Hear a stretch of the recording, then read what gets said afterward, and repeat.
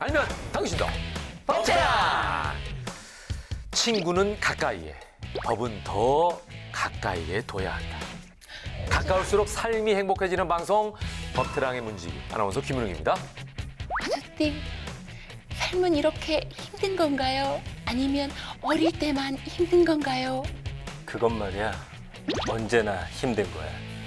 여러분의 힘든 삶을 편안하게 해드릴 변호사 신유진입니다. 네, 우리 삶에서 가장 위대한 것은 법하는 것이고 또 법을 아는 것이다. 그 위대한 일을 찾아가는 빅데이터 전문가 전민기입니다. 네. 아니 저희가 이제 그 외국 영화 명대사들을 패러디를 한 거죠. 거기다 이제 네, 법을 대입시켜 봤는데 있어 보이긴 하네요. 근데 신변이 한 건 말이죠. 이게 레옹의 마틸다인데 네.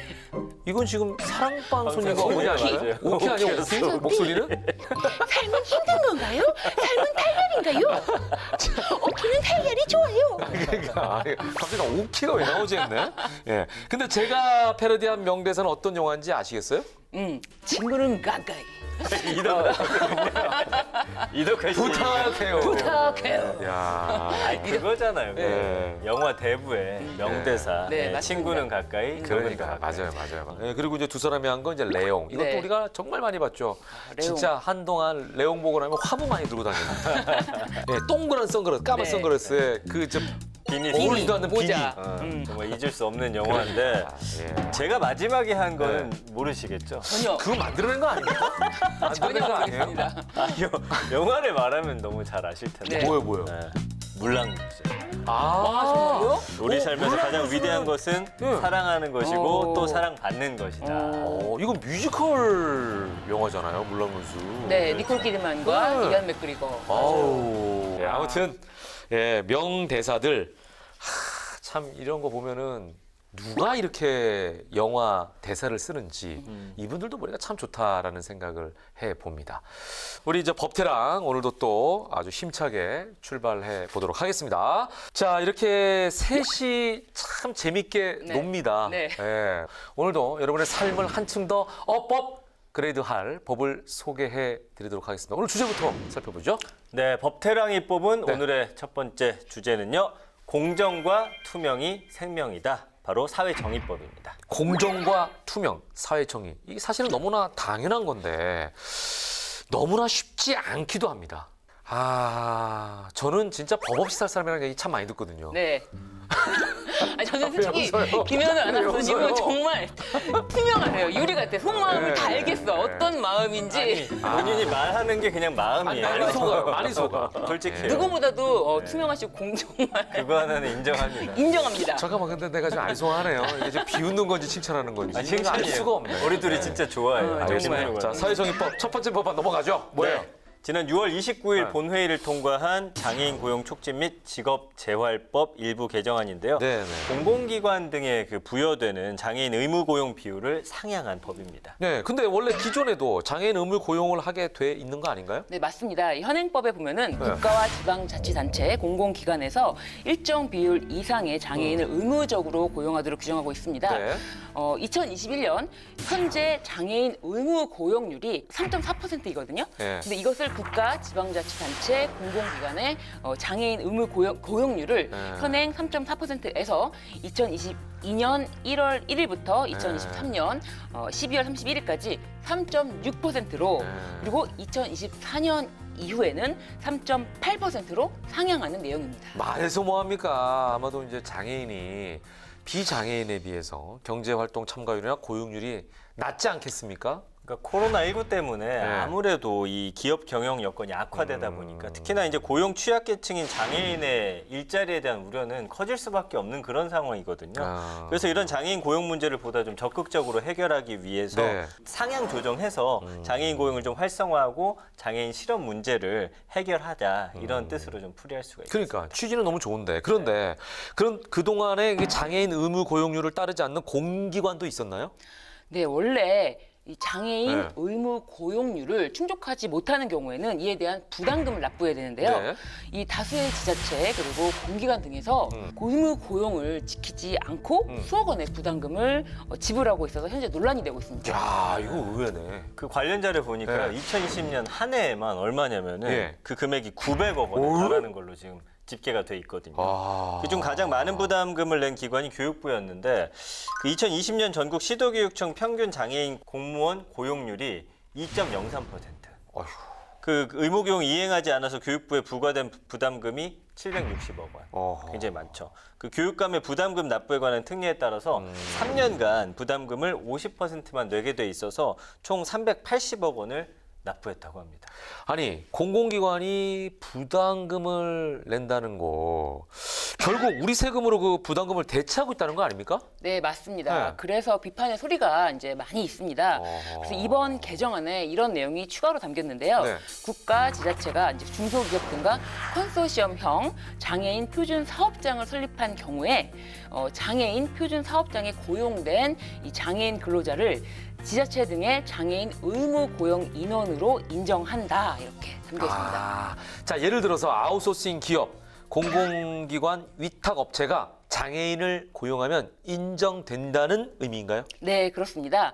이 공공기관 입장에서는 부담금으로 지급했던 이 금액을 장애인 표준사업장에 투자하면서 의무 고용률을 충족하는 동시에 이 사회적 활동에 앞장선다는 긍정적인 이미지 제고까지 가능하지 않을까 싶은데요. 네네. 공공기관 입장에서는 일거양득이 되는 법입니다. 그러네요.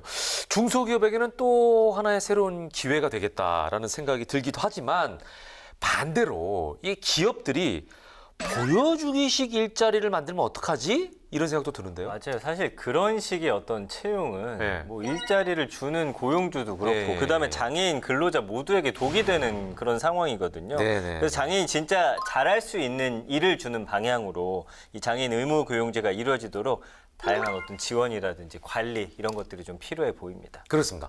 일하고 싶은 많은 장애인들에게 살아가는 의미를 줄 수 있는 그런 법안으로 거듭나길 기대해 보겠습니다. 자, 이어서 공정과 투명이 생명이다 사회정의법. 다음 법안에 함께해 주실 법고수 아주 대단한 분이 오늘 준비하고 계십니다. 누굴까요? 바로 이분입니다. 가족 채용 비리 파장. 은행 채용 비리를 대대적으로 수사해온 교사 검찰이 13명을 부정 채용했습니다. 채용 비리 의혹이 불거져 논란이 일고 있습니다.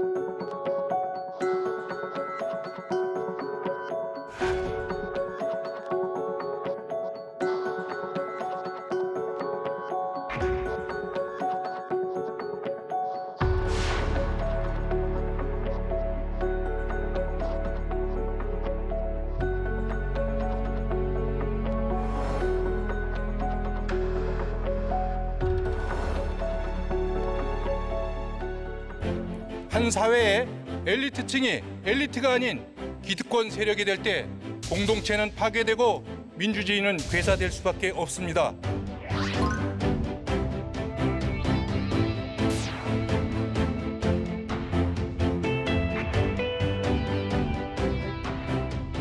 은퇴할 적에 그대로 더 고용을 승계하는 이런 조항들이 많이 있지 않습니까? 이거는 막아야 되겠다. 그 전형 결과가 나오면 합격자는 합격자대로, 불합격자는 불합격자대로 즉시 알려주는 정도는 기업이 마땅히 취준생들한테 도리다. 연금, 기금을 운용하는 데 관여하는 모든 사람들, 그 사람들은 자기 임기 동안은 주식 매매를 못하도록, 그리고 그 매매를 할 경우에는 처벌하도록. 여기서 규제하려고 하는 것은 대주주들의 횡령 배임으로 인한 상장 폐지, 투자자들이 엄청난 피해를 입는 만큼 이 대주주들에 대한 강도 높은 가중 처벌이 있어야 된다.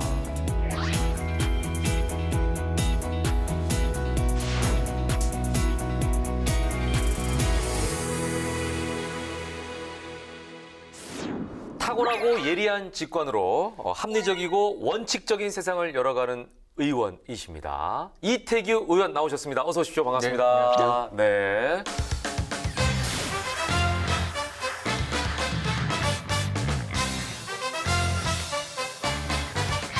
제가 이렇게 앞에 이렇게 소개를 해드리면서 이 붙인 수식어가 괜찮으신가요? 이렇게 뭐 소개. 너무 과분하죠. 예, 다만 이제 여기서 일을 하다 보니까 네네네. 나름대로 인사이트를 가지려고 하는 노력은 많이 합니다. 예. 실제로 그런 생각을 좀 하고 계시네요, 그죠? 예. 보니까 이제 고향이 양평이십니다. 양평. 이 정말 물 좋고 산 좋고 이 계곡면에는 한우 축제, 산수유 축제 제가 다 사회 보러 가고 했거든요. 그래서 어릴 적부터 여기서 사셨나요? 어떻게? 그렇습니다. 고향입니다. 태어나시? 예, 거기서 태어나서 아, 이제 나고 자라고 제 유년기와 청소년기의 다 어떤 양평이네. 꿈과 희망, 또 어머님 돌아가셨던 좌절, 네. 뭐 이런 그립고 아픈 추억들이 그대로 다 있죠. 네. 고향이라는 곳이 그런 어떤 소중한 장소인 것 같아요. 뭐 친구들도 다 그대로 있습니다. 그러니까요. 아, 그럼 가세요? 계곡면 축제 뭐 이런 거 할 때? 이제 계곡면 한우 축제가 유명한데 예. 양동은 양동면에는 뭐가 유명해요? 부추가 유명합니다. 아, 부추. 네, 그 그래서 전국에서 가장 유명한 부추입니다. 그래요? 그렇습니다. 부추는 모든 음식, 한식에 필수로 들어가면 진짜 맛을 확 특히- 올려줍니다. 근데 이제 오늘 부추 옷을 입었네요. 똑같은 부추라도 이제 부추의 이제 그 질. 네, 이 부분인데 이제 이것이 지력이 좋아야 부추가 좋다고 하거든요. 네. 고향의 부추가 전국적으로 가장 높게 평가받고 있습니다. 특별히 좋은 부추가 양평, 양동에 있다. 그렇습니다. 양동 부추로 전을 진짜 부쳐 먹고 싶네. 축제에 오시면 다 아니, 전입니다. 부추 너무 좋아하거든요. 자, 8월 말입니다. 혹시 휴가는 어떻게? 의원님께서도 휴가를 가시는 경우가 있으실 있는데 것 같은데. 예. 사실 지금 이제 코로나19 때문에 상황도 굉장히 엄중하고 예. 뭐 이런 상황에서 정치인이 어디 휴가를 갔다 왔다 이런 말씀드리기가 굉장히 어렵다고 생각이 들고요. 상황상. 또 실질적으로 8월 달이 예. 국회의원들이 가장 바쁜 시기입니다. 뭐 이제 준비를 국정감사 하셔야겠구나. 준비해야 되고 아. 또 저 같은 경우는 이제 예산결산특위위원을 겸하고 있기 때문에 그 정부 전체에 대한 결산과 내년도 예산 편성 예. 이거를 이제 다루기 위한 이제 사전 또 준비도 해야 되거든요. 네네네. 그러다 보니까 이제 공부를 가장 많이 해야 될 때가 8월 달이다 이런 말씀을 좀 드립니다. 자, 아무튼 인상도 너무 좋으신데 지금 보니까 너무 고드실 것 같은 네. 느낌도 있어요. 원리 원칙주의자? 그것도 맞습니다. 그죠? 네, 그래서 이거 뭐 이렇게 벗어나거나 이런 거 싫어하시죠? 원칙적인 거, 네. 그다음에 이제 다소 불합리하더라도 사회적 합의로 정해진 규범을 지켜야 된다. 아. 뭐 이런 생각을 갖고 있죠. 그래서 조금 답답한 측면도 있긴 한데 예. 아, 저는 그런 뜻은 아니었습니다. 네. 그냥 예, 원리 원칙을 정확하게 지키실 것 같은 느낌. 그러니까요. 어렸을 때부터 모범생이셨을 것 같아요. 예. 머리도 항상 2대8로만 또 이렇게. 제가 이거는 이제 나이가 들어서 한 건데 제가 그래요? 원래 생머리라 해서 이 무스를 사용하지 않으면 이게 그냥 그냥 손이 처지시구나. 내려오거든요. 청년 같다고 너무 나이가 어려워 보인다고. 예. 그래서 이제 이거를 좀 하게 됐고 예. 중학교 때까지는 늘 이제 반장하고 정교 학생회장하고 그러니까 제가 이제 모범생 범죄에서 벗어나긴 굉장히 어려운 위치에 그러네. 있었죠. 네. 추구하시는 게 실용적 중도 정치를 또 추구하시다 보니까 네. 당도 사실은 진보랑 이렇게 보수를 좀 오갔던 그런 경험도 있으시거든요. 또 실용적인 중도 정치란 또 어떤 건지 좀 설명을 듣고 싶네요. 사실 많은 분들이 정치에 있어서 중도가 어딨냐. 보수냐 진보냐 아니면 왼쪽이냐 오른쪽 어느 한편에 서야지 이런 요구들을 많이 받는데 저는 생각이 조금 다릅니다. 그래서 우리가 한쪽에 서게 되면 사실 앞에 있는 한쪽 면밖에 못 보는 경우들이 있거든요. 그렇죠. 그래서 근데 과거에 이제 중도주의자나 이렇게 이제 경계에 서면 그것이 이제 회색주의자다, 개량주의자다 이런 이제 비판들을 많이 그렇죠. 했죠. 이제 쉽게 얘기하면 색깔이 예. 정확하지 않은 좀 애매한 사람이다. 그렇습니다. 이렇게. 근데 예. 저는 분명한 것은 사람은 경계인이 돼야 된다고 생각을 합니다. 경계에 서야 저는 양쪽을 다 볼 수 있다고 생각합니다. 저는 거기에 동감합니다. 예. 저는 그 예능과 교양의 경계인이거든요. 그렇습니까? 예. 얘가 양쪽을 다 보고 그 양쪽의 예. 장점들, 예. 장점들을 융합시킬 수 있는 그런 관점과 시각, 그런 정치의 어떤 패턴이 이제 한국 정치에 좀 나와야 된다. 네, 네. 이런데 아직까지 그렇지 못한 아쉬움이 있죠. 계속해서 뭐 정치에 대한 철학적인 그 부분을 좀 얘기하시는 것 같아요. 확고한 어떤 원칙이 있으신 것 같은데 이것도 그런 것 같습니다. 입법 활동 내용을 좀 보면 공정, 원칙 등을 강조하는 법안들이 유독 많은데 이것도 당연히 어떤 그 의원님의 정치 철학과 관련이 좀 있으시겠죠. 우리가 이제 그 고령화 시대 예. 그리고 이제 또 성장률 떨어지고 뭐 이러는 양극화가 굉장히 심화되고 격차가 커져가잖아요. 그래서 네. 어떤 그 기회 균등 문제 또 과정의 공정 문제 이 부분에 대한 어떤 그 국민적 사회적 욕구가 굉장히 커가고 있습니다. 우리가 정말 제대로 된 민주국가나 사회로 가기 위해서는 이런 건강한 가치와 규범들이 좀 잘 자리 잡혀야 되고 또 이것이 정부나 공공 영역에 있어서는 이제 부정부패 척결이나 또 이 권력을 어떤 제도에 의해서 운용하는 거, 이 사유화시키지 말고 네네. 또 이게 시장 경제나 뭐 이런 부분에서 이제 독과점을 방지해주고 또 약자를 보호하는 이러한 어떤 그 경제사회적 인프라, 선진적인 인프라가 잘 깔려 있어야 된다고 생각이 들거든요. 그래야 저는 국민 통합도 되고 이것이 지속 가능한 사회로 가고 있는데 이걸 저는 정치가 잘 담아서 제대로 제도적으로 잘 정착시키는 것이 지금 주어진 역할이고 임무다 이런 생각이 있기 때문에 이 부분에 대해서 개인적인 관심이 많다 이런 말씀을 좀 드릴 수 있습니다. 네, 그래서 원칙과 합의, 공정과 정의를 늘 강조해 오신 이태규 의원님에게 오늘 주제는 정말 딱 몸에 잘 맞는 옷이 아닐까 싶습니다. 전 팀장, 오늘 네. 하나하나 살펴봐야죠. 네, 차트로 준비를 했습니다. 이태규 의원의 공정과 투명은 생명이다. 사회정의법 그 첫 번째 법안은요. 네. 취준생 박탈감주는 고용세습 근절 채용 공정법입니다. 1호 법안이시죠? 예. 그렇습니다. 1호 법안으로 한 이유가 있으실까요?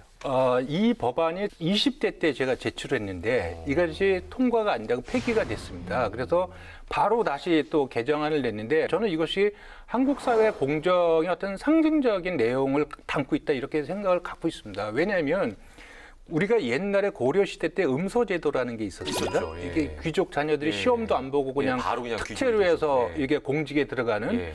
이것처럼 이제 그 노사 협의 과정에서 이게 장기 근속자의 자녀들을 은퇴할 적에 그대로 저 고용을 승계하는 이런 조항들이 많이 있지 않습니까? 예. 이게 이거를 통해서 실질적으로 이제 다른 청년들한테는 취업 기회 자체가 박탈당하는 거죠. 이거는 막아야 되겠다. 그래서 이제 그런 요구를 못하도록 원천적으로 못하도록 이제 법에 규정하도록 하고 있는 겁니다. 이게 고용노동부에서도 이런 고용세습이나 이런 걸 막으려고 노력은 많이 하지만 법적 사항이 아니니까 권고하고 뭐 이러는데 말을 잘 듣지 않죠. 그러니까 현대판 반음서 제도네. 네. 그러면은 만약에 장기 근속자 등의 자녀, 사촌인의 친족 우선은 공정성 침해다라고 하셨는데 이게 확인이 되면 어떤 처벌을 받게 되는 거죠? 이거는 이제 3년 이하의 네. 징역이나 3천만 원의 벌금에 처하도록. 예. 그리고 회사는 만약에 그렇게 해서 취직이 된 경우에는 취직을 취소할 수 있도록. 왜냐하면 이것이 어떤 권고나 이렇게 해가지고는 이게 말을 듣지 않습니다. 강제해야 된다. 예, 그래서 강제하고 강력한 여기에 대한 형사처벌이 뒤따를 때만이 이것을 근절할 수 있지 않겠는가 이런 말씀을 좀 드리는 겁니다. 핵심 내용 두 번째 골자로는 불합격 구직자에게 사유를 알리라 이런 내용이신데요. 필요성과 또 어떤 효과를 기대하시는지 좀 말씀 좀 부탁드리고. 2016년도인가요? 잡코리아의 조사를 보면 네. 최종 면접까지 간 취준생들이 네. 거기에 61.8%가 거기서도 불합격 통보를 못 받았다는 겁니다. 내가 떨어졌는지 붙었는지 알 수가 없는 거예요. 그런데 내가 어디에 최종 네, 면접까지 네, 네, 네. 갔는데 네. 그게 뭐 한 두 군데 이렇게 갈 수도 있는 거잖아요. 예. 근데 나는 이 A라는 회사를 가고 싶었는데 네. A 회사의 면접을 그러니까 느낌으로는 됐을 것 같거든요. 네. 근데 B 회사에서 연락이 왔어. 올 거냐 말 거냐. 네. 그 여기 기다리가 알아야 여기도 어떡할 거 아니겠습니까? 불합격인지 아닌지를 예. 정확히 알려줘야 결정. 그래야 자기가 선택하죠. 그거 그러네요. 기다리다가 취업 기회를 놓치는 경우도 상당히 저는 있을 거라고 생각을 합니다. 그렇기 때문에 적어도 응모자들한테는 그 전형 결과가 나오면 합격자는 네네. 합격자대로 불합격자는 불합격자대로 즉시 알려주는 정도는 기업이 마땅히 자기들 회사를 선택해서 응모한 그 취준생들한테 도리다. 네. 방송섭외도 이런 경우가 상당히 많습니다. 많죠, 네. 많죠. 저는 하는 줄 알고 있었는데 네. 연락이 안 하고. 불합격은 안 알려주죠. 합격자만 알려주죠. 네. 근데 우리가 이제 매일매일 또 기사 보면은 그렇게 또 채용 특혜 비리가 네. 많이 올라오잖아요, 네. 의원님.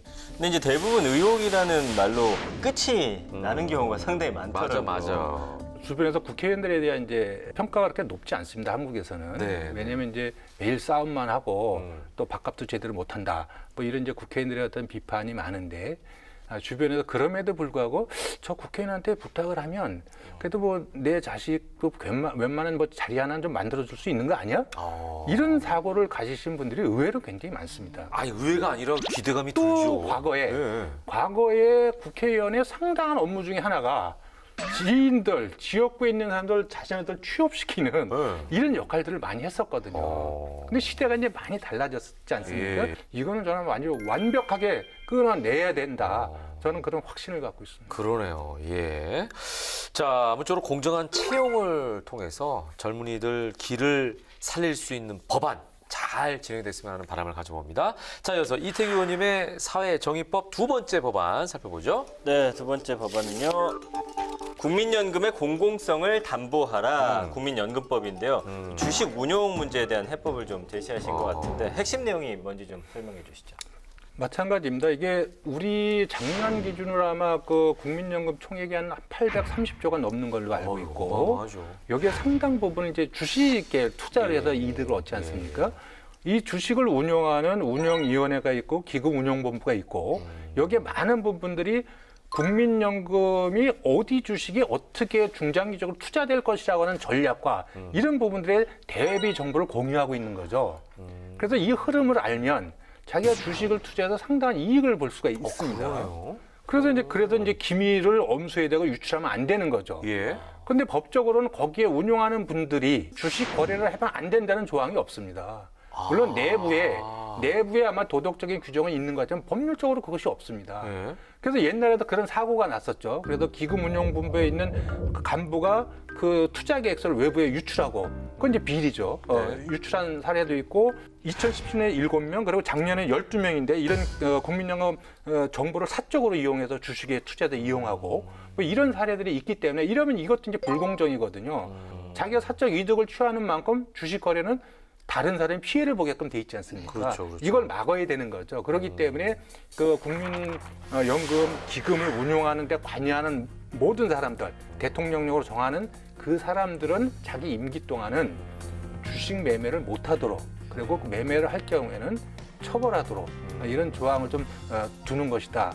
저는 이것이 왜 합리적이냐. 정보와 권력과 지위가 있으면 반드시 비리의 개연성이 있습니다. 그리고 그 대표적으로 그것을 증명해낸 것이 올해 큰 파장을 일으켰던 LH공사의 신도시 땅투기 사건이고 그거를 좀 넓혀서 조사해 보니까 국회의원도 걸리고 공무원들도 걸리고 많이 걸린 거 아니겠습니까? 그렇죠. 그런 차원에서 국민연금도 기금 운용에 관련된 분들은 이러한 통제를 법률적으로 할 필요가 있겠다. 이런 측면에서 이 개정안을 내게 된 것입니다. 그게 어떻게 보면은 그 위치에 있을 때는 내부 정보를 이용하지 말고 청렴하고 투명하게 하라. 이제 이런 말씀이신데 궁금한 건요. 위원이 되기 전에 혹시 갖고 있던 주식이라면 어떻게 됩니까? 이것도 못하게 해야 되나요? 아닙니다. 그거는 상관없나요? 자기가 갖고 있으면 위원이 되면 한 달 안에 신고할 수 하면 되고요. 예. 그 다음에 만약에 이제 자기 임기 중에 갖고 있던 거를 매도할 수 있지 않습니까? 예. 매도하면 매도한 이후 한 달 안에 신고하도록. 그래서 나중에 이 매도가 기금운용본부의 사적 정보를 이용해서 자기의 이득을 취한 것이 아니라 근거만 좀 확보할 수 있도록 하고 거기에선 따로 이렇게 규제를 하지 않도록 그렇게 하고 있습니다. 이 적법하지 않을 시에 처벌이 있다고 하셨는데 이 처벌의 구체적인 내용을 좀 말씀을 부탁드릴게요. 여기도 이제 내부 정보를 위해서 만약에 그 주식 거래를 해서 이득을 볼 경우에 봤을 경우에는 이제 3년 이하 징역이나 3천만 원의 벌금에 처하도록 이렇게 했고요. 이런 임기 시작 전에 같은 주식을 신고하도록 돼 있는데 안 했을 경우에는 역시 1년 이하의 징역이나 500만 원의 벌금에 처하도록 이렇게 했습니다. 그래서 저는 뭐 이분들이 사실 이런 법안에서 굉장히 불쾌하실 수 있어요. 그럼에도 불구하고 조금 전문성도 갖고 계시고 또 높은 윤리성도 같이 함으로써 자기 어떤 자부심을 높이는 쪽으로 좀 이렇게 일을 좀 해주셨으면 어떻겠는가 이런 이제 바람은 갖고 있는 거죠. 네. 자, 도덕적으로 해이해질 수 있는 책임자들에게 이제 일침을 놓을 수 있는 그런 법이 아닌가 생각이 드네요. 자, 이제 이태규 의원님의 사회정의법 세 번째 법안으로 넘어가 보겠습니다. 네, 세 번째 법안 보죠. 내 주식 휴지 조각 만든 불법 아웃. 상장 폐지 특가법입니다. 역시 주식 문제인데요. 그 최근에 상장 폐지가 엄청 많다고 하죠.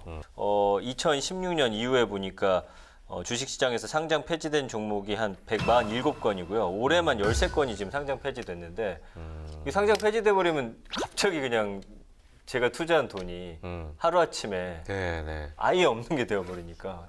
굉장히 이거 궁금하네요. 어떤 법인지.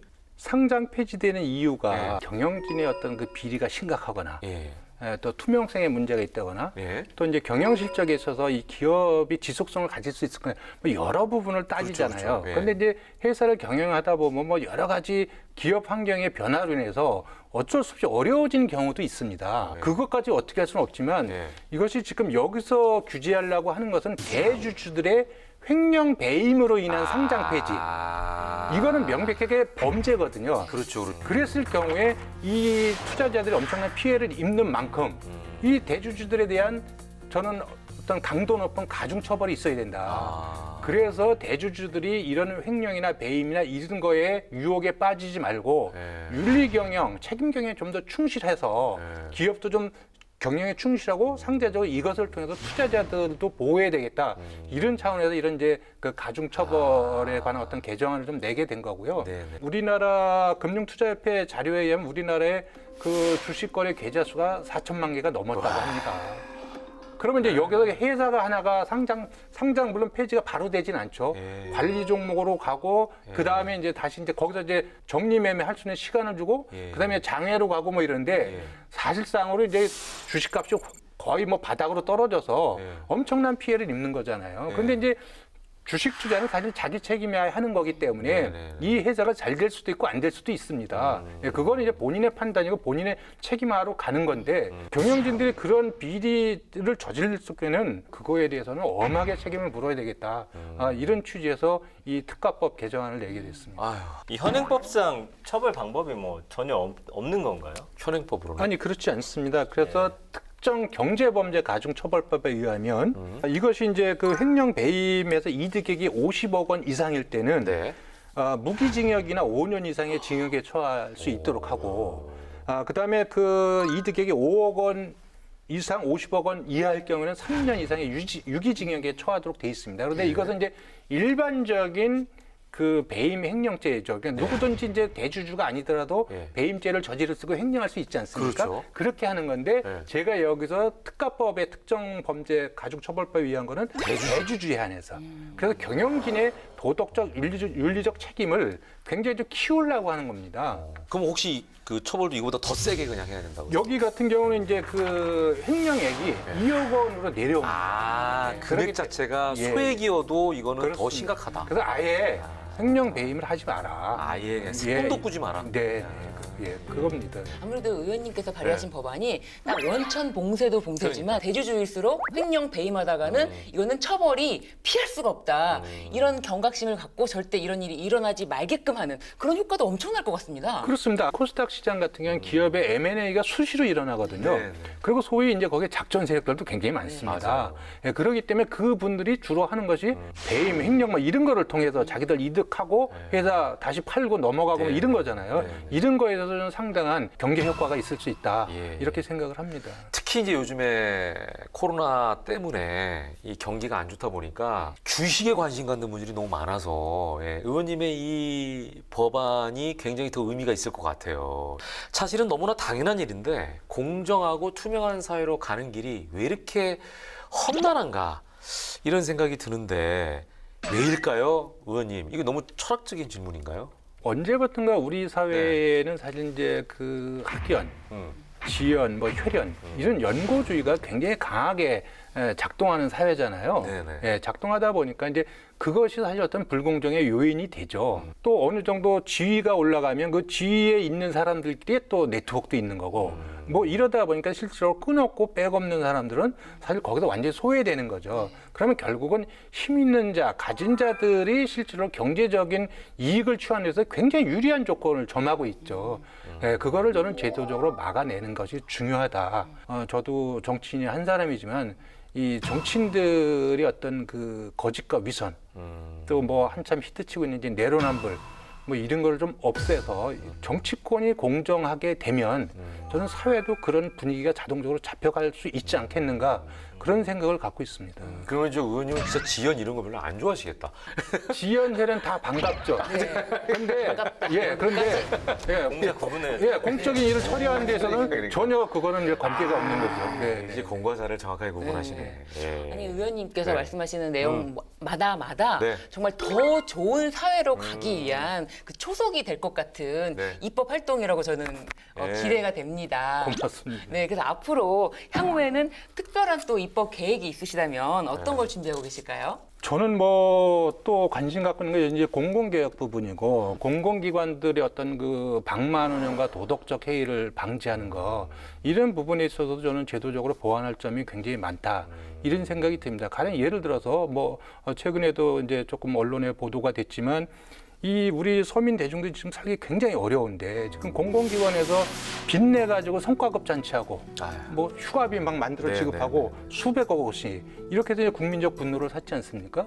그럼에도 불구하고 이거를 강력하게 제재할 제도적인 장치가 없는 겁니다. 그걸 하게 되면 결국은 이제 그 기관에 대한 주의, 경고 이런 수준으로 그냥 끝나는 거거든요. 네네. 저는 그래서 이걸 제도적으로 보완을 해서 그런 빚을 내서 잘못된 성과급을 받아갔다면 성과급을 당연히 환수하고 그다음에 거기에 기관장과 해당 임원에 대해서는 최고 해임까지 가능한 그런 강력한 통제 조항을 두는 법 개정을 좀 준비하고 있습니다. 네, 이게 뭐 배임이나 횡령은 아니지만 이것도 어떻게 보면은 도덕적 해이네요, 그죠? 예, 그 아니 부분에 그리고 대해서는 그 해야 빚이요. 된다. 네. 그 자기들이 이제 그 기관 채권을 네. 만들어서 해서 결국 계속 쌓이지 않습니까? 네, 네, 네. 그 결국 국민 세금으로 갚을 그렇죠. 겁니다. 예, 예. 그 저는 그거 용서하면 안 된다. 예, 예, 예. 이 의원님 혹시 권은희 의원님하고는 친하십니까? 뭐 같은 당 의원이니까. 아, 그러니까요. 네. 네. 아니 그분은 나오시니까 저희가 이제 그분 되게 생각보다는 웃음이 굉장히 많으셔가지고 의원님은 너무 냉철하신 느낌이셔가지고 두 분이 좀 잘 맞으실까 싶어가지고 질문을 좀 드렸어요. 다만 이제 제가 좀 약간 샤이한 부분도 있어요. 아 그러세요? 그리고 이제 사실 고민이 좀 많아요. 이게 그래요? 네. 너무나 이제 해결해야 될 부분이 너무나 많은데 네. 물론 제가 생각하고 가고자 하는 분이 꼭 옳지는 않습니다. 왜냐하면 저는 이것이 옳다고 생각하면 네. 또 여러 가지 이유들을 다 따져보면 네. 제 생각이 조금 모자란 부분도 굉장히 많이 있거든요. 사실 네. 제가 여기저기 법안을 이렇게 쭉 내지만 네, 네. 또 다른 데서 다른 시각으로 보면 아 그건 너무 좀 심한 거야. 우리 사회 통념이 안 맞아. 이렇게 해서 또 뭐 깎이고 또 뭐 이렇게 갈 수도 있는 거죠. 그럼에도 불구하고 이제 우리 사회가 어디로 가야 될 방향은 분명히 있는데 그것으로 못 가고 있어요. 사실 못 가고 있다 보니까 사실 이렇게 웃을 일이 있는 것 같지는 않아요. 그 말씀이 슬프네요. 예. 좀 웃을 수 있는 사회를 위해서 노력해 주시길 다시 한번 부탁드리면서 자, 두 분께서도 한 말씀씩 해주시죠. 뭐 삼행시입니까 제가, 아니면 말씀입니까? 이태기 의원님을 삼행시로 야 한번 이거 웃겨드리겠습니다. 성함이 좀 어려운데 신변입니다. 이태기 의원님 텔레비에 많이 나와주세요. 큐 귀여운 모습? 귀여운 모습? 부탁드려요. 야 오늘 신변의 승리다. 예, 신변이 얘기하면서 제일 활짝 웃으셨어요. 저는 삼행시 포기하겠습니다. 이거 어떻게 이겨? 저는 이제 옆에서 직접 뵈니까 처음엔 사실은 조금 무섭다는 느낌도 없지 않아 있었어요. 근데 이야기를 듣다 보니까 굉장히 합리적이고 실용적인 가치를 중시하시는 분이구나라는 생각에서 이제는 모든 게 너무 양극화되지 않고 이 중도의 어떤 가치가 굉장히 중요한 그런 시대가 됐잖아요. 거기서 또 큰 힘을 발휘해 주셨으면 좋겠다는 생각을 했습니다. 그러니까요. 예. 오늘 나오셨는데 소감이 어떠세요? 뭐 아니 오늘 여기 초대해 네. 주셔서 사실 오면서 네네. 내가 이런 이 법 개정안을 내면서 그때 내가 어떤 마음으로 이걸 개정안을 준비했었지 이런 네네네. 생각도 좀 해봤고요. 네네. 또 오늘 이제 사회자분들 이렇게 해서 이제 제가 생각하는 부분을 네. 너무 잘 이해해 주신 것 같아서 진심으로 고맙다는 말씀을 좀 드립니다. 아, 예, 감사합니다. 예. 자, 시작은 미약하나 끝은 창대하리라라는 말이 있습니다. 예, 아마도 이태규 의원님의 사회를 바로 잡으시려는 노력들이 모여서 우리가 마음껏 웃을 수 있는 그런 사회가 언젠가는 되지 않을까 이런 기대를 가져봅니다. 그런 길을 열어 주시리라 믿고 저희도 응원하겠습니다. 오늘 나오신 이태규 의원님 고맙습니다. 네, 고맙습니다.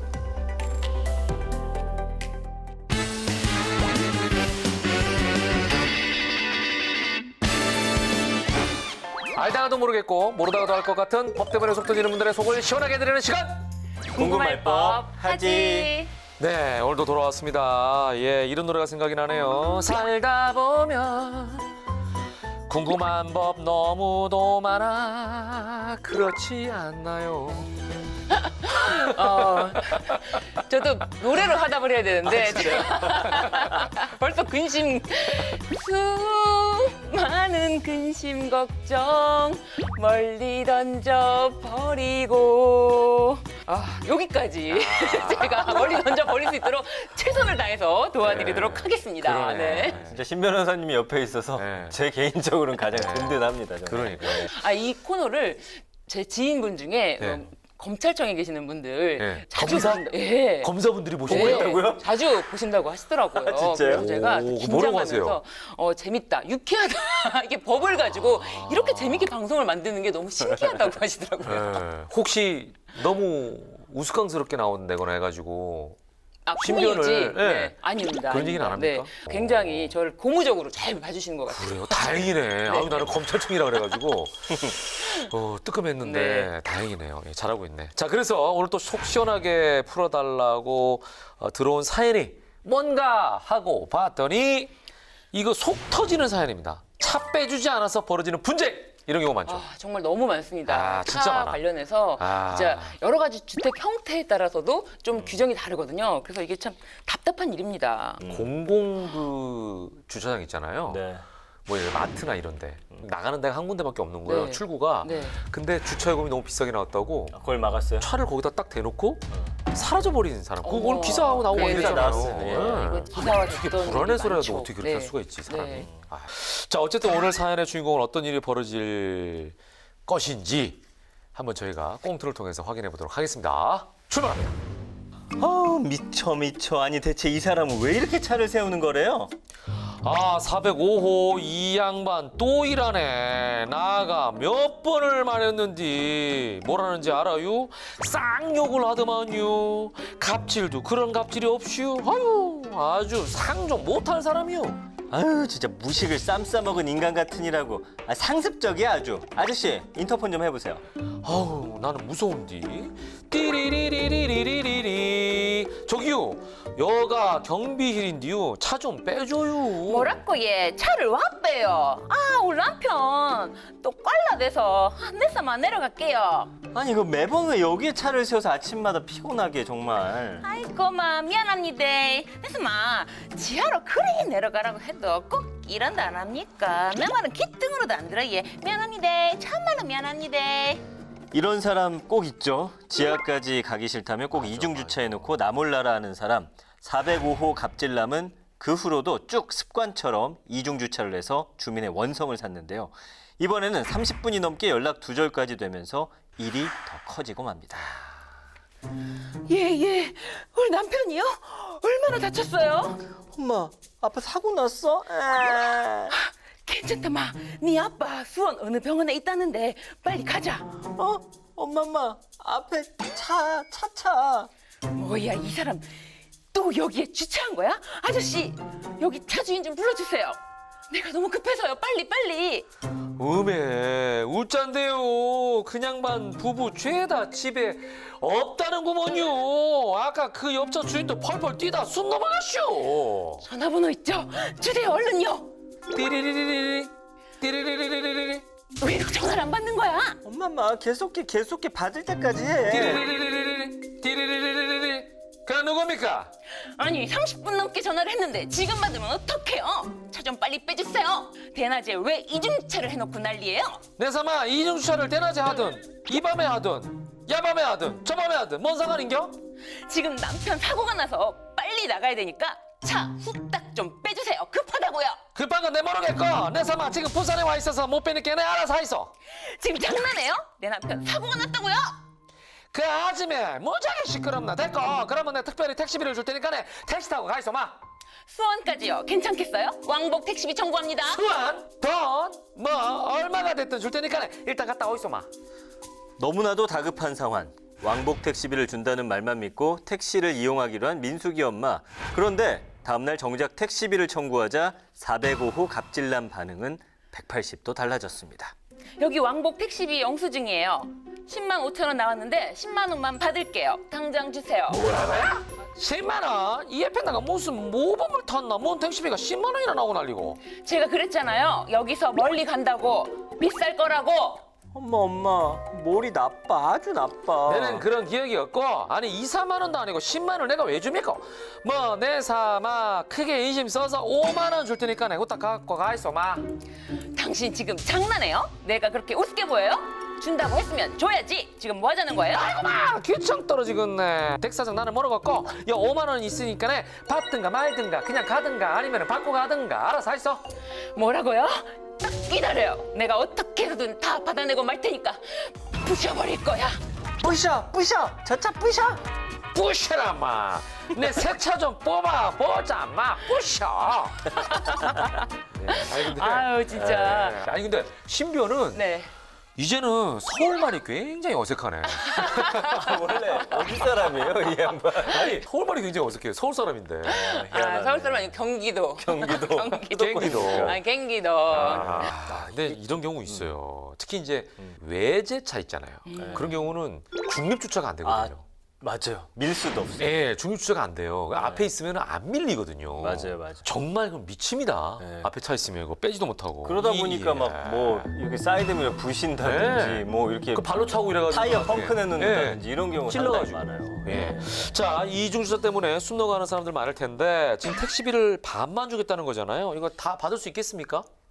아, 진짜 여러 번 말씀을 드렸지만 이게 계약은 서면으로 하는 거를 일단은 먼저 고려를 해야 근데 된다. 이런 경우는 불가능하지. 지금 앞에 갇혀가지고 가야 되는데. 네, 그렇다면 구두로 한 계약에 대해서 네. 우리가 녹음을 증명을 했어야 녹음을 해야 되는데 되나? 그렇죠. 녹음이라도 아유. 했으면은 내가 왕복 택시비를 이용하겠다, 택시비를 주겠다, 요렇게 알겠다 의사의 합치가 있는 건데 이런 부분을 증명을 해야 돼요. 그래서 이런 의사의 합치를 증명할 수 있을까? 지금 말로 한 거기 때문에 네. 들은 적 없다고 그러죠. 이 사람 봐봐요. 이 갑질차주처럼 들은 적 없다. 뭐 분명히 이렇게 나오겠죠. 그러니까 어떻게 해야 증인이라도 돼요? 세워야겠네. 옆에 경비 아저씨라도 데려다 놓든지. 그런데 한편으로는 이게 수원으로 간다라고 얘기는 했지만 네. 택시비가 구체적으로 얼마인지에 대한 얘기는 없었어요. 그렇죠. 이게 증명이 된다고 하더라도 구체적으로 택시비가 뭐 5만 원이 나오는지 10만 원이 나오는지 이런 얘기가 없었기 때문에 뭐 이 부분에 대해서도 또 다툼이 있을 것 같은데 이게 법원에서도 이렇게 이야기를 했어요. 네. 구두 계약도 계약으로 봤을 때 뭐 얼마를 주겠다라든지 이런 청약의 의사표시는 그 내용에 대한 승낙만 있으면 계약이 곧 성립할 정도로 구체적이어야 한다. 그리고 굉장히 구체적인 청약에 의해서 승낙 에 의해서 계약이 성립된다라고 하는데 지금 우리 계약이 수원 택시비 그리고 왕복 그런 내용이 조금 해석의 여지가 있어요. 10만 원이 들지, 5만 원이 들지, 그러네. 뭐 이런 부분에 대해서도 막히는 시간에는 더 들 수도 있고. 그러네. 그러니까. 그리고 이게 10만 원인데 네. 5만 원이라도 받는 게 다행이지. 이거 소송까지 가기에는 득보단 실이 너무 많고. 그건 그렇습니다. 근데 어쨌든 내가 만약에 어떤 식으로든지 간에 만약에 이런 내용 통화를 했다. 그럼 네. 즉시 문자라도 보내주면 좋아요. 제가 네. 지금 왕복 택시비를 주신다고 하신 말씀을 듣고 택시를 탑니다. 혹시 택시 타고 난 다음에. 그렇죠. 그런 식으로 그거 괜찮네. 내가 만약에 통화 내용 이후에 바로 문자를 보냈어요. 그럼 그 상대방이 답변을 안 하더라도 답변을 안 하면 이 내용에 대해서 인정한 것처럼 될 수가 있으니까. 좋은 방법이네요. 네, 좋은 방법입니다. 일단은 정신 없었어. 네. 근데 택시는 탔어. 네. 가는 동안에는 어차피 본인이 뭐 남편 상황을 확인하거나 뭐 이런 네. 상황이니까 네. 그때라도 저 지금 타고 갑니다. 네, 그렇죠. 뭐 이런 거로 증거를 남기면 그렇죠. 되겠네. 그리고 택시비가 얼마 정도 예상 택시비가 그러네, 좀 그러네. 나오니까 얼마 네. 정도 나온다 이런 그러네. 식으로 바로 네. 증거를 좀 남겨두는 문자 요즘 그러네. 문자가 굉장히 그런 잘 나와요. 꼼꼼함. 네. 네. 자, 이런 이중 주차 갈등이 너무 많죠. 맞습니다. 알아보니까 이 사례 내용이 대부분 실제 상황이라고 하는데요. 이중주차로 인해서 타 주민의 차량 이용이 어려워지면 당일 택시비를 이중주차 차량 차주가 부담한다라는 자치 규약이 이 주거지에 실제 있다고 해요. 그래요. 네. 얼마나 많았으면 네. 자치 규약까지 만들었을까요? 예. 근데 이 자치 규약이 압박하는 힘이 될 수 있을까요? 네, 물론입니다. 그래요? 이 사례자 분이 거주하는 이 주거의 형태에 따라서 어떤 법이 적용되는지가 나뉘어지는데 우선 이 건물이 뭐 의무 관리 대상, 즉 소형 아파트 정도라고 생각된다. 그러니까 제가 좀 의무 관리 대상이라는 것이 네. 구체적으로 설명을 드리면은 네. 300세대 이상의 공동주택 또는 150세대 이상의 공동주택 중에서 승강기가 설치됐거나 네. 뭐 난방 방식이 중앙 집중식인 곳 예. 또는 150세대 미만의 소규모 아파트지만 네. 전체 입주자 3분의 2 이상으로 서면으로 동의한 곳으로 이런 경우에 해당 아파트를 전문적으로 관리하는 자를 두고 뭐 자치 의결 기구를 의무적으로 구성해야 하는 의무가 부과되는 자치 규약을 자기들이 마련하게 되면 네. 이거 자체가 법적 효력이 있다는 거네. 네, 그렇습니다. 그러면 의무 관리 대상이 아닌 주택은 그럼 어떻게 해야 되죠? 의무 관리 대상이 아닌 주택인 경우에도 예를 들면은 뭐 연립이나 다세대 주택 이런 경우에는 집합 건물법에 적용을 받는데요. 이 집합 건물도 이제 구분 소유자들이 주차장이나 일부 공용 부분을 공유할 때 생기는 문제를 해결하기 위해서 별도의 규약을 만들거나 이런 관리단을 구성할 수가 있는데요. 이 경우에는 전체 구분 소유자의 4분의 3 이상의 결의를 필요로 합니다. 조금 더 엄격합니다. 그러네요. 네, 네. 자, 그렇다면 결론적으로 이 갑질남 차주는 주차 규약이 있으니까 당연히 따르는 게 맞는 거 아니에요? 네, 맞습니다. 실제로 2013년에 서울 광진구의 한 오피스텔에서 네. 관리단이 건물 출입구에 주차해서 범칙금을 부과하는 내용의 관리 규약을 만들었는데요. 이에 반발한 입주민이 오히려 이 범칙금 낼 수 없다라고 해서 소송을 건 거예요. 네, 네. 그런데 서울 동부지법에서 이 집합 건물 입주자들이 이 입주의 편의와 어떤 질서 유지를 위해서 네, 이런 네. 관리 규약을 만들었다면은 합리적인 범위 내에서 이런 주차 추가적인 관리비를 받기로 했다 이런 거 지켜야 된다라고 해서 판결까지 내린 적이 있습니다. 그러네. 네. 이 자치 규약이고 또 어떤 그 관리 규약인데 예. 힘이 생각보다 세네요. 그러네요. 근데 이제 이중 주차 안 하는 건 너무나 당연한 일인데 사실 이런 규약까지 만들어야 네. 되는 건가 좀 씁쓸하긴 합니다. 그러니까요. 남을 배려하지 않는 거잖아요. 네. 그러니까 딴 데다 좀 세우거나 거기다 전화번호나 이런 걸 적어놓으면 될 텐데 그게 아니라 그냥 본인이 습관적으로 그냥 편하기 위해서 이중주차를 하는 거 아니겠어요? 그러니까 남한테 하다못해 피해를 주는 거잖아요. 키라도 또 저기 막 들어가면 모르겠는데. 그러니까. 자, 이런 기본적인 매너 이런 건 좀 지켰으면 좋겠다라는 생각을 해봅니다. 자, 이런 말이 있습니다. 의사는 단지 의술만이 아니라 우리 삶의 질을 높여주는 사람이다. 법이 바로 그런 역할을 해야 하지 않나 싶은데요. 실제로 인간의 마음까지 고치기 위해서 국회에서 많은 법들을 만들고 고치고 또 열심히 노력하고 있습니다. 다음 주에도 따끈따끈한 법들 모아 전해드릴 테니까요. 꼭 법태랑과 함께 해주시길 바라겠습니다. 오늘도 아쉽지만 물러갑니다. 알면 당신도 법태랑!